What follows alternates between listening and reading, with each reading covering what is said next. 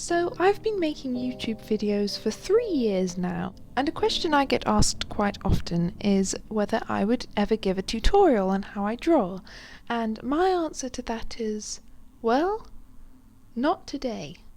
However, I've been drawing for a few years now, and I've picked up a few tricks to make my drawings, well, better.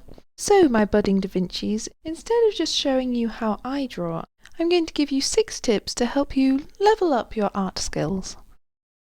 Tip 1.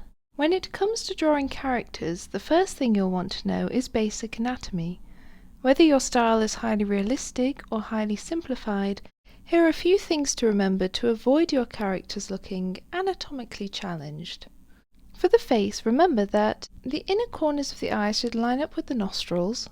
The middle of the mouth should sit in the lower centre of the face. The eyebrows should be the same width as the eyes. The bottom of the ears should line up with the tip of the nose. And always try to leave a bit of space between the edge of the eyes and the edge of the face.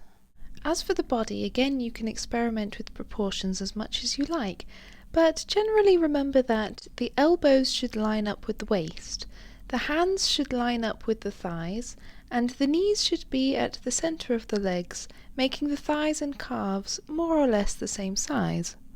Tip 2. Whether you're drawing a character, an animal, or even a room, it's a good idea to block in your shapes.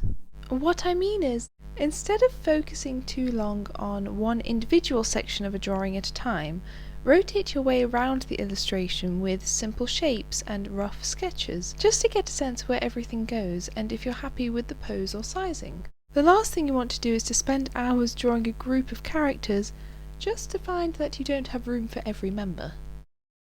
Tip 3. If you're struggling with drawing from a reference photo, particularly a scene, try digitally outlining all the main shapes of the photo, not the smaller details or people, just the basic walls, ground, furniture, etc., and then reference those lines instead. This works best if you use coloured lines on top of a black and white image, or even remove the background image altogether, just leaving the drawn lines. This tip can be particularly useful if you're drawing a room or a scene that has a lot of details or clutter and you're unsure where to start. Tip 4. Line art. This tip may vary on your style or what art medium you use, but chances are you might want to consider outlining your drawings, if you don't already, to make them stand out more and look more polished. I have seen illustrations that look great without line art, particularly digital or watercolour paintings, but if you would like to try line art, you could try using black, which gives your drawing a bit more of a comic book dynamic look. You could do a darker version of the existing colours in your drawing for a bit more of a cohesive and softer look, which is what I do. Or you could even pick a single colour to give your illustration a vibrant and eye-catching look.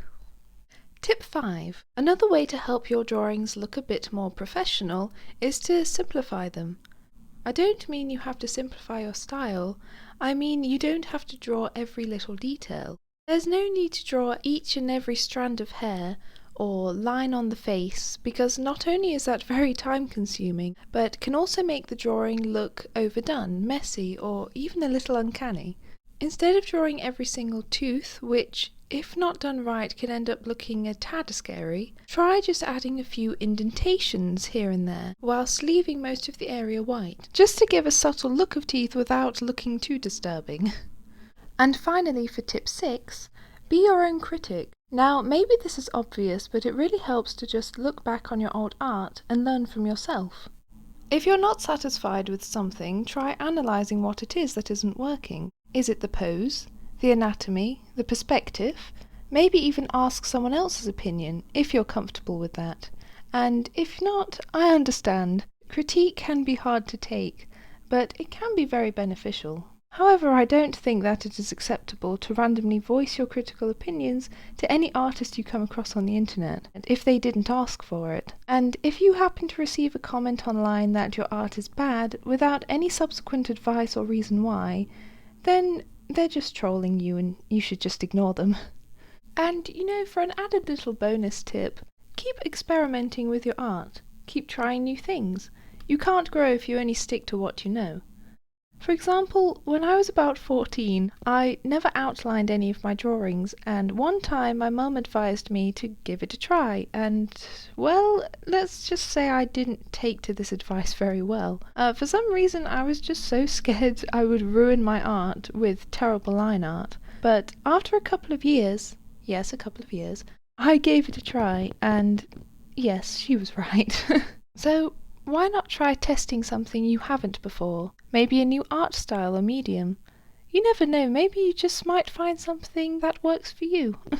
And that brings us to the end of this video. Hopefully you were able to find at least one of these tips useful, and if you did, let me know in the comments, and feel free to leave any of your own art tips to share with the rest of us. So thank you for watching, and I'll see you in the next video. Bye!